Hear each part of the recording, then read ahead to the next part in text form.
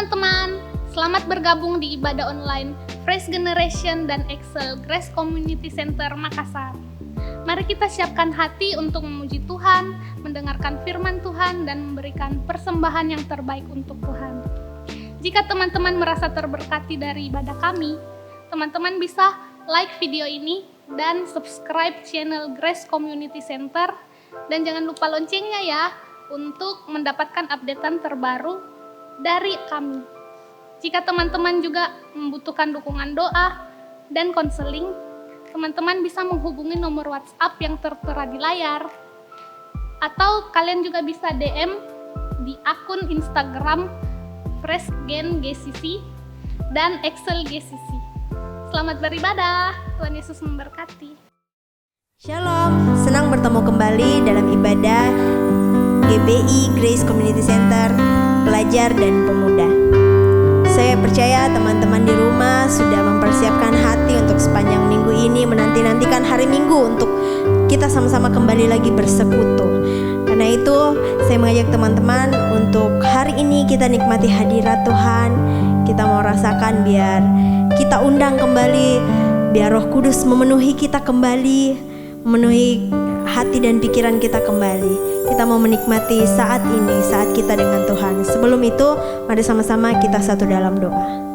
Tuhan, kami ucap syukur untuk saat ini Tuhan.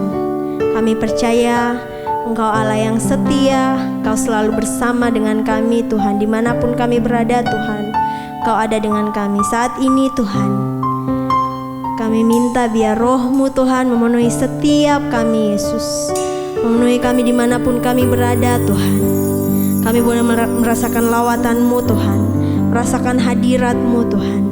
Dan saat ini Tuhan, biar kami merasakan sukacita yang baru, damai sejahtera yang baru Tuhan memenuhi setiap kami.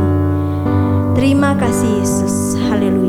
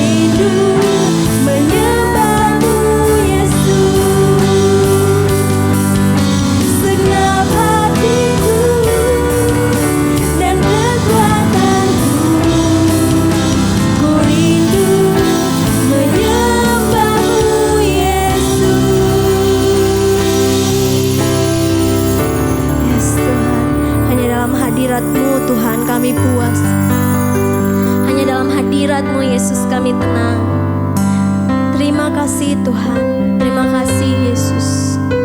Saat ini kami siapkan hati kami Tuhan, biar telinga kami terbuka dan hati kami Tuhan boleh menerima firman-Mu dan boleh menanam setiap benih-benih firman-Mu dalam kehidupan kami. Dan biar boleh bertumbuh dalam kehidupan kami Tuhan, berbuah-buah lebat. Pakai hamba-Mu yang akan menyampaikan firman Tuhan, berkati mulut lidahnya Tuhan. Kami rindu mendengar suara hati-Mu melalui mulut lidah hamba-Mu Yesus. Terima kasih Tuhan. Haleluya. Amin. Halo teman-teman, sekarang kita akan memberikan persembahan. Untuk teman-teman yang ingin memberikan persembahan, kalian bisa memberikan persembahan melalui rekening gereja yang tertera di layar. Untuk itu, mari kita satu dalam doa. Bapa, kami bersyukur Tuhan atas berkat-Mu Tuhan sepanjang hari ini Tuhan. Sebentar lagi kami akan memberikan persembahan, Engkau yang memberkati persembahan kami, biar apa yang kami berikan bisa menjadi berkat bagi gereja kami. Terima kasih Bapak, ini doa kami berdoa dan mengucap syukur, haleluya. Halo teman-teman, senang bisa ketemu lagi dengan kalian dalam ibadah kita hari ini. Mudah-mudahan, saya nggak tahu hari ini lagi hujan atau tidak, tapi karena biasanya sih kalau sudah masuk sudah bulan Berber, Oktober, November, Desember, biasanya itu udah mulai musim hujan, sudah sering-sering hujan. Nah, tapi katanya kan di Indonesia itu ada 2 musim, karena Indonesia katanya negara tropis, jadi ada 2 musim, musim hujan sama musim kemarau. Tapi sebenarnya di Indonesia itu ada musim-musim yang tidak ada di negara lain. Karena di Indonesia itu ada musim mangga, musim rambutan, musim durian. Nah sekarang ini kan lagi musim apa? Musim mangga. Penggemar racak mangga itu yang berbahagia karena bisa makan mangga sepuasnya. Nah bahkan ada saking sukanya orang Makassar dengan mangga, sampai ada satu kenalan saya yang bilang bahwa 7 dari 10 rumah di Makassar itu ada pohon mangganya.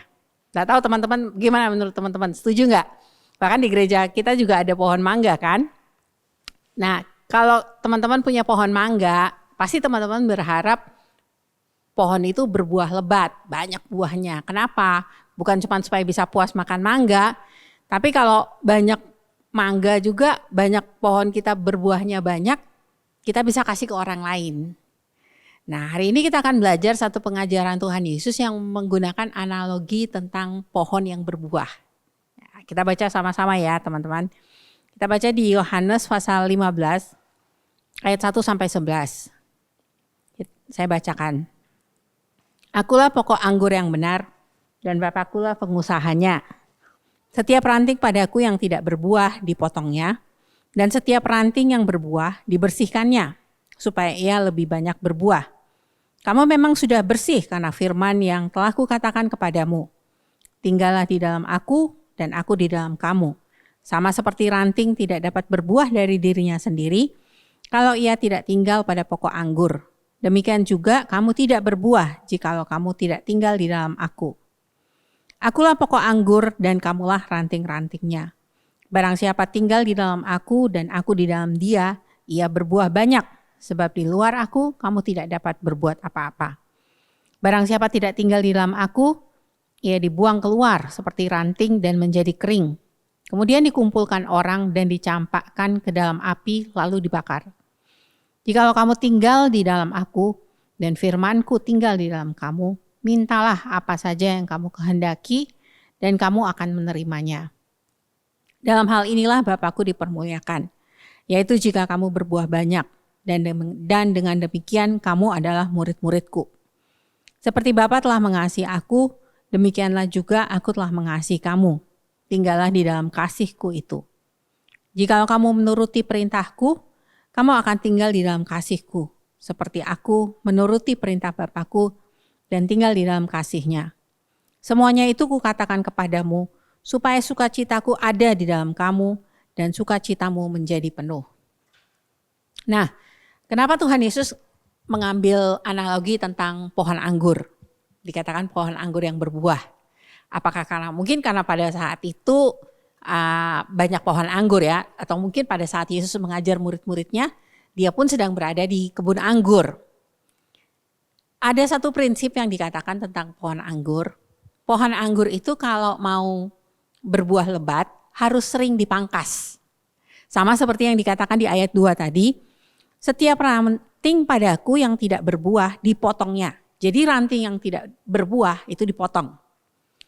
Dan setiap ranting yang berbuah dibersihkannya supaya ia lebih banyak berbuah. Jadi yang dibersihkan itu juga ranting yang berbuah. Kenapa seperti itu? Nah, Tuhan Yesus sambil analogi dari pohon anggur, karena pohon anggur pun dalam merawat pohon anggur harus seperti itu. Harus sering dipangkas. Ranting yang enggak perlu, ranting yang enggak berbuah akan dipangkas. Kemudian ranting yang berbuah itu juga harus sering dibuang dari daun-daun, dari ranting-ranting lain yang enggak perlu. Kenapa seperti itu? Supaya nutrisi yang diserap itu bisa fokus untuk berbuah. Nutrisi yang diserap oleh pohon anggur itu bisa fokus untuk menghasilkan buah. Jadi bukan cuman sekedar jadi pohon anggur yang berdaun lebat, tapi jadi pohon anggur yang berbuah lebat. Beda kan? Sama-sama lebat, tapi satunya daunnya lebat, satunya buahnya lebat. Dan yang petani anggur mau adalah anggur itu berbuah lebat, pohonnya itu berbuah lebat, bukan cuma berdaun. Ngapain daun? Daun nggak bisa dinikmati. Kalau anggur, buahnya bisa dijual, dijadikan minuman anggur yang mahal. Nah,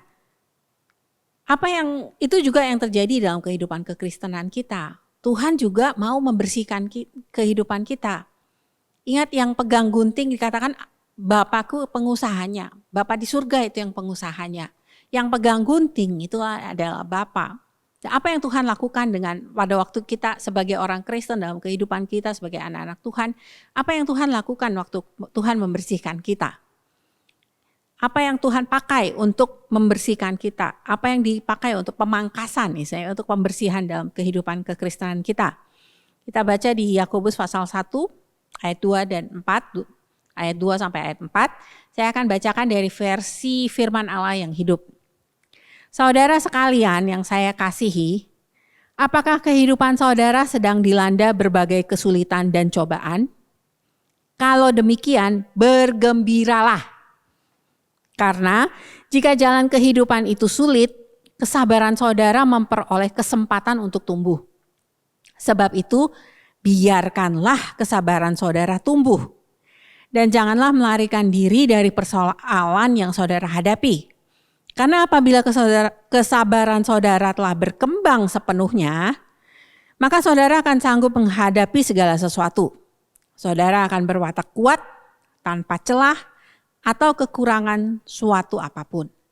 Jadi yang Tuhan pakai untuk memangkas kehidupan kita itu adalah ujian.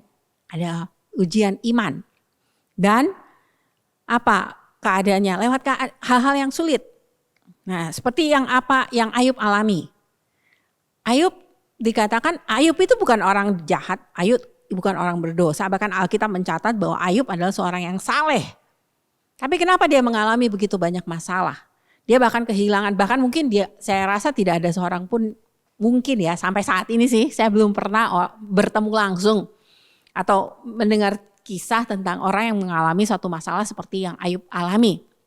Ayub kehilangan orang-orang yang dia kasihi, hartanya hilang, kemudian dia juga secara kesehatan tubuhnya diserang sakit penyakit. Tapi akhirnya yang izinkan semua itu, Tuhan izinkan itu terjadi. Bukan artinya terus Tuhan jahat ya, Tuhan kasih kita pencobaan. Enggak. Tuhan tetap ada, yang pegang gunting itu Tuhan. Tuhan yang masih mengendalikan keadaan, Tuhan yang masih pegang kendali atas segala sesuatu yang terjadi. Tapi Tuhan tahu persis isi hati kita, yang tahu itu siapa? Tuhan. Yang tahu pikiran kita itu siapa? Tuhan. Tuhan tahu karakter yang tidak baik yang ada dalam kehidupan kita. Tuhan tahu apa yang harus dibersihkan, apa yang harus dikeluarkan dari kehidupan kita. Hanya Tuhan yang tahu. Dan itu Tuhan mau bersihkan. Kenapa? Supaya kita bisa berbuah.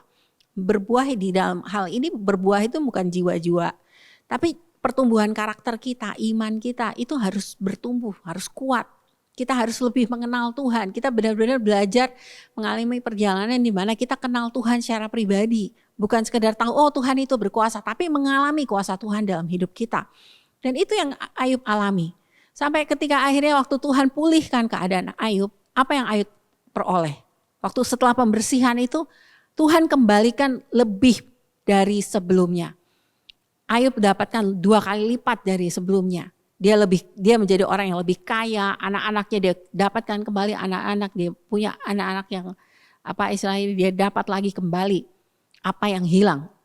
Jadi waktu Tuhan izinkan pencobaan dalam kehidupan kita, Tuhan sebenarnya sedang belajar untuk menguatkan kita. Sedang belajar kita, dapat dikatakan sabar.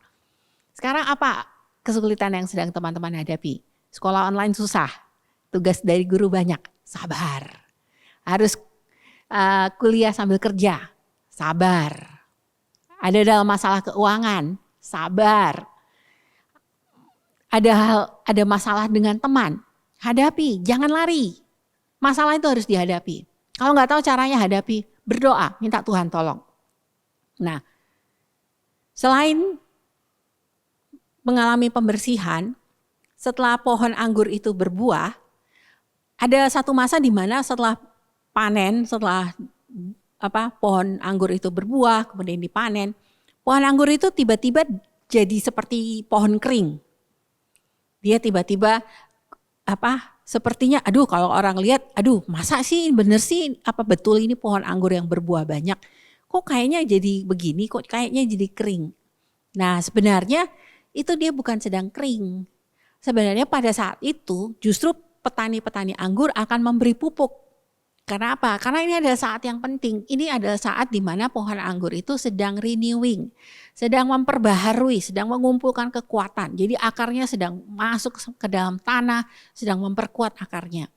Nah, itu juga yang Tuhan katakan tadi di ayat ayat 7, ayat 9 sampai di ayat 7 tadi. Tuhan mau kita tinggal di dalam Dia. Jadi hal kedua yang harus kita lakukan untuk berbuah banyak, kita harus tinggal di dalam Tuhan. Tinggal dalam Yesus, tinggal di dalam apa? Yang pertama kita harus tinggal di dalam firman-Nya. Nah, tinggal di dalam firman itu maksudnya apa? Belajar, baca firman Tuhan, merenungkan firman Tuhan, bukan mendengarkan khotbah. Tapi bukan cuma sampai di situ, kita juga harus melakukan firman Tuhan. Kita harus jadi pelaku firman, bukan cuma pendengar firman, tapi melakukannya dalam kehidupan kita. Menaati perintah Tuhan, menerapkannya dalam kehidupan kita. Baru setelah itu kita juga perlu tinggal di dalam kasih-Nya. Kita perlu benar-benar menyadari bahwa saya ini anaknya Bapa di surga. Kalau Bapa kita yang di bumi aja bisa begitu sayang kepada kita, orang tua kita bisa begitu sayang kepada kita, terlebih lagi Bapa yang di surga. Mungkin semua kita punya orang tua yang sempurna. Mungkin Bapa kita yang orang tua kita di rumah mungkin gak menunjukkan kasih seperti yang seharusnya. Tapi kita bisa yakin dan percaya bahwa Tuhan itu mengasihi kita. Kita ini anak-anaknya. Jadi kita perlu tinggal di dalam kasih Tuhan. Belajar bertumbuh dalam pengenalan akan kasih Tuhan. Belajar bahwa Tuhan itu mengasihi saya. Tuhan menerima saya apa adanya. Dan jangan pernah meragukan kasih Tuhan dalam hidup kita. Nah, selain tinggal di dalam Tuhan, abide in Jesus, ada satu hal juga yang harus kita lakukan. Kita harus belajar, berulang kali di ayat ini dari Yohanes 15 ini katakan bahwa di luar aku kamu tidak dapat berbuat apa-apa. Tinggallah di dalam aku supaya kamu berbuah banyak. Kita harus tinggal di dalam Yesus. Tinggal di dalam Yesus artinya apa? Sumber kehidupan kita, sumber kekuatan kita itu adalah Tuhan. Jangan pernah coba pakai kekuatan kita sendiri. Kalau kita pakai kekuatan kita sendiri untuk menghasilkan buah, itu gak akan berhasil. Karena bukan kita sumber kehidupannya.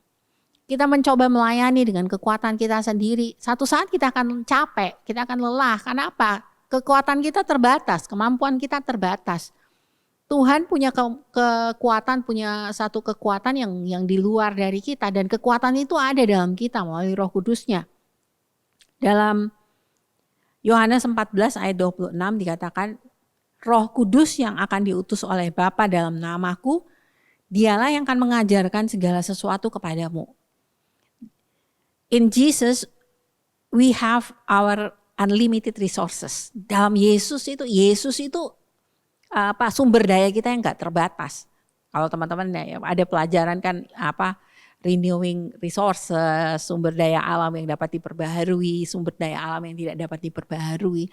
Nah, ini ada satu satu sumber daya yang tidak terbatas dan itu ada dalam Roh Kudus. Kalau tadi dikatakan bahwa Roh Kudus akan mengajarkan segala sesuatu kepadamu, jangan berpikir bahwa itu hanya untuk terbatas untuk hal rohani. Mengajarkan segala sesuatu kepada kita itu juga bisa termasuk mengajarkan kita dalam belajar kita, mengajarkan apa yang harus kita kerjakan dalam pekerjaan kita, mengajarkan kita apa yang harus kita perbuat, memberikan kita kreativitas, kita bisa mengandalkan Tuhan. Jadi belajar untuk tinggal di dalam Yesus. Waktu tinggal di dalam Yesus, kita pakai sumber daya, kita mengandalkan Tuhan, kita pakai kekuatan dari Tuhan, kita pakai kehidupan dari Tuhan. Kalau kita merasa menghadapi hal-hal yang kita rasa nggak mampu, berdoa minta sama Tuhan, Tuhan tolong saya hadapi ini. Jadi Tuhan mau kita berbuah banyak. Dan apa kuncinya? Yang pertama, pruning, waktu Tuhan memangkas kita, percaya bahwa segala hal, apapun kondisi kita, Tuhan yang sedang pegang kendali. Yang kedua, abide, tinggal di dalam Tuhan. Ya, jangan biarkan kebohongan dunia itu membuat kita meragukan kasih Tuhan, membuat kita enggak mengandalkan Tuhan. Terus belajar dalam pertumbuhan kehidupan kita. Teman-teman yang masih muda, teman-teman yang masih mungkin masih merasa hebat, saya enggak butuh Tuhan. Belajar dari sejak muda mengandalkan Tuhan, belajar tinggal dalam kasih Tuhan, belajar tinggal dalam mengandalkan Tuhan dalam kehidupan kita. Mari kita sama-sama berdoa. Bapak, terima kasih untuk kasih-Mu bagi setiap kami Tuhan. Biar saat ini Tuhan, Roh Kudus-Mu hadir bagi kami, membuat kami dapat merasakan kasih yang luar biasa atas kehidupan kami. Biar ajar kami Tuhan untuk tinggal di dalam kasih-Mu, tinggal di dalam firman-Mu. Bukan hanya mendengar firman lalu melupakannya Tuhan, tapi menjadi pelaku-pelaku firman. Tolong juga kami Tuhan untuk supaya kami, apapun keadaan sulit yang sedang kami hadapi, ajar kami untuk bersabar. Mampukan kami untuk menghadapinya Tuhan, karena kami tahu Tuhan, bahwa Engkau sedang pegang kendali atas kehidupan kami. Engkau sedang membentuk kami agar kami menjadi anak-anak-Mu yang menghasilkan buah, menghasilkan karakter yang baik dalam kehidupan kami, dan menjadi berkat bagi banyak orang. Terima kasih Bapak, berkati setiap anak-anak-Mu yang sudah mengikuti ibadah pada saat ini, biar Engkau terus bekerja dalam kehidupan mereka.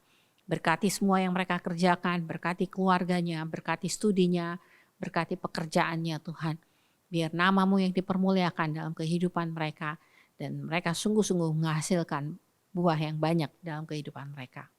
Dalam nama Anak-Mu Yesus Kristus kami sudah berdoa dan mengucap syukur. Amin.